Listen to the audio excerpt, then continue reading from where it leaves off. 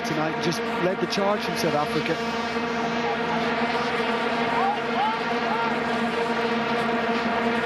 Marquez. Yane. Taylor. What do you say?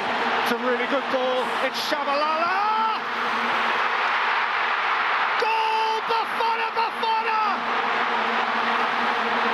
Goal for South Africa! Goal for all Africa! Jabulila! Rejoice! Bafana! Bafana have put the first cork on their day of days! Sip Shabalala! Well, we felt throughout, because of the way they play, the Mexicans can leave themselves vulnerable at the back. But I'll tell you what, if Brazil did this, we'd be raving about it for ages. This is a stunning, stunning effort. The passing was so incisive, didn't give Mexico a chance.